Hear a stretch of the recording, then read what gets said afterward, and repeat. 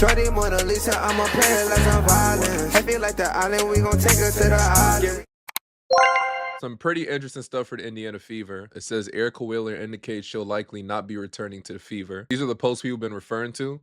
She says, I'm letting y'all know now. I'm going to drop some hints, but I'm going to be real petty about it. It's all fun and games, though. Don't curse me out. My agent sent me a list for free agency. Pretty much, she's saying she may or may not return. I think she's kind of in the same boat of Kelsey Mitchell. I'm going to show you guys something interesting about this in a second. Here's the thing about Erica Wheeler. Fever, they're trying to build a dynasty. They got a new coach. The centerpiece of their franchise right now is Caitlin, Aliyah, Kelsey Mitchell, as she returns. You need players like Erica Wheeler on the team. Let me explain why. If you notice with most dynasties, like you look at Golden State, you can look at the Lakers, every team has somebody that's good for the locker room. On the court, obviously, she plays her role, but she doesn't play like a huge role for the Indiana Fever winning or not. But I feel like behind the scenes, everyone on the team loves her. She had great energy.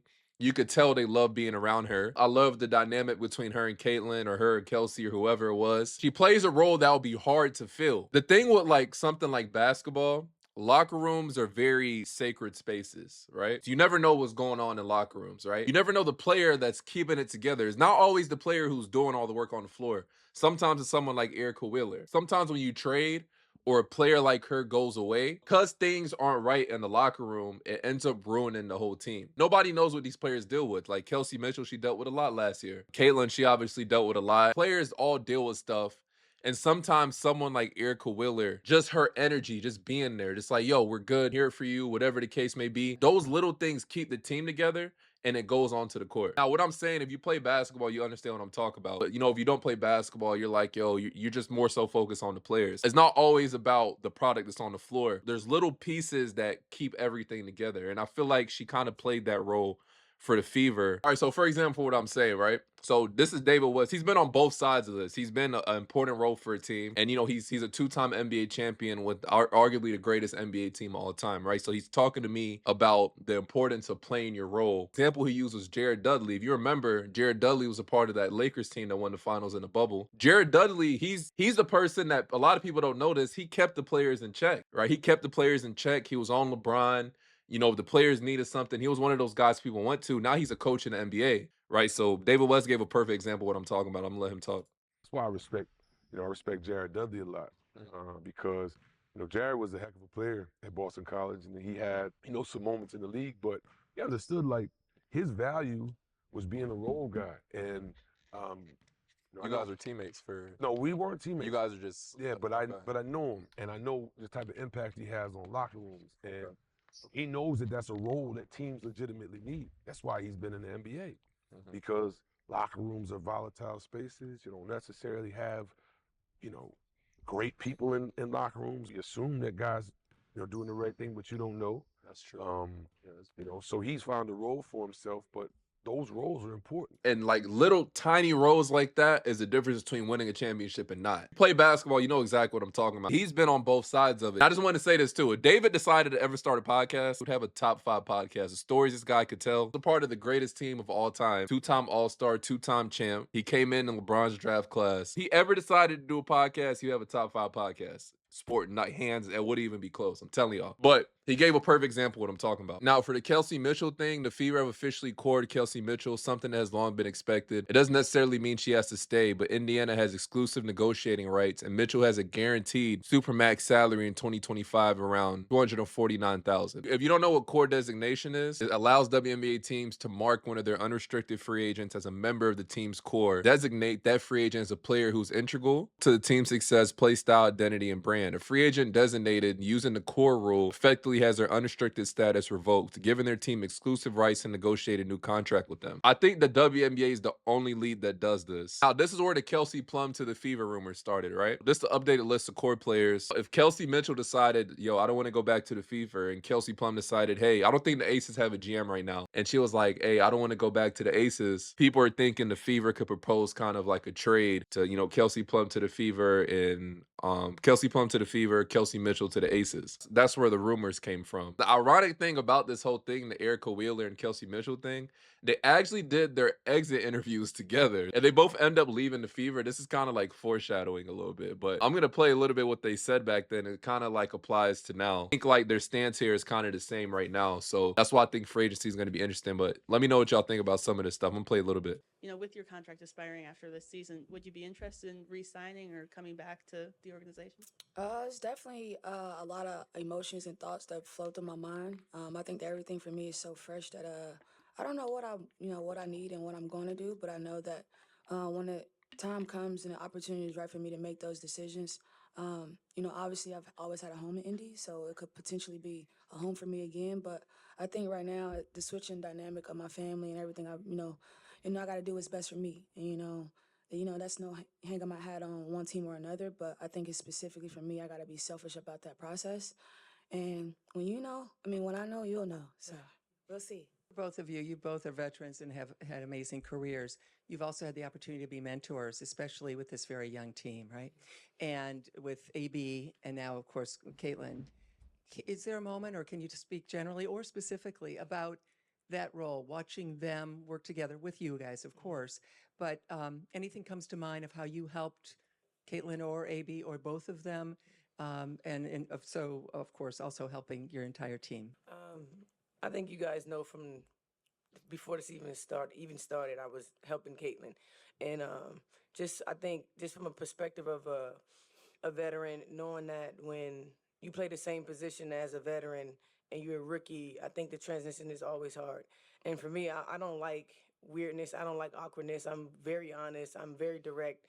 And I didn't want anything to be weird or awkward that she couldn't come to me. And knowing that, I knew that it's a possibility my spot would be taken. I didn't want her to feel like it was heavy on her. So that's why I reached out early on. And like you asked about A, B, and C, I think you guys saw it. I mean, it was some days where it was very freaking awesome, and there was some days where we struggled, but that's just the name of the game. That happens. And they're young. AB's only 2 years in the league. Caitlin's months in the league. It's not even a year yet. She's only months in the league. So I think with time, it only is going to get better. And as you saw, with time after the break, it got better. So the future is very bright for those two. You guys heard what she says. It's players like this. You heard like Caitlin and even Aliyah Boston, she's been in the league longer than Caitlin Clark. They leaned on her to adjust. You guys can see she kind of played a role in like them improving over the course of the season. So if you get rid of a piece like this who's already been there, they're already familiar with her. They already could trust her. When you have to bring a whole nother vet in and try to redo that, it's kind of tough. And if you hoop, you know exactly what I'm talking about. Now, on the stat sheet or whatever, yeah, I mean, of course, she probably is not important, to the game. But getting rid of a piece like this could be the reason your locker room is good or horrible. If you have a bad locker room, usually you're not going to play well in the game. So it all transfers, right? So I would want her personally. I would want her back, unless they find someone who's a good vet that Caitlin and the Stars are already cool with or whatever, and that would be good for the locker room, like David was talking about. But you need players like this. Like I'm trying to tell you, you need players like this. So hopefully she returns back. She obviously was good energy for the team. She's somebody they trust, So yeah, hopefully she's back. But I mean, she sounds like she wants to play too. But hopefully she's back. Back to the Kelsey Plum thing. She actually got her jersey retired. I thought this was pretty dope. I want to play this. It's pretty dope.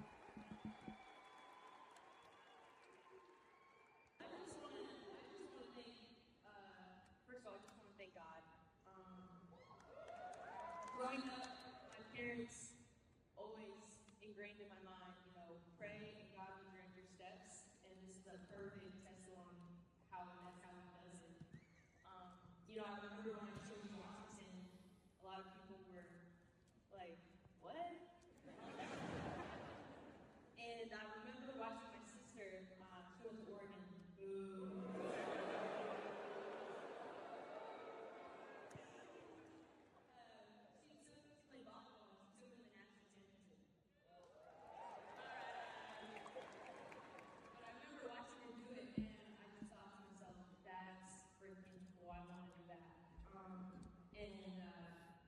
As soon as I stepped on campus, UW was home, and that's what it is here. It's home.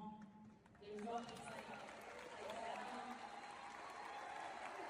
just so grateful to be here. It just feels like a full circle moment. Um, just really proud to represent this university and honestly just the people here, like at brunch and then of course during the game today. I just feel really grateful. Is this something you could have ever imagined for yourself when you first stepped onto campus freshman year? No, I don't think so. I think that obviously like I wanted to be the best player I could be and play in the WNBA, but I didn't have this type of imagination of like what could happen. So it's just kind of like I think it's gonna finally hit me like during the game, but for now I'm just really trying to like take as much of it as I can.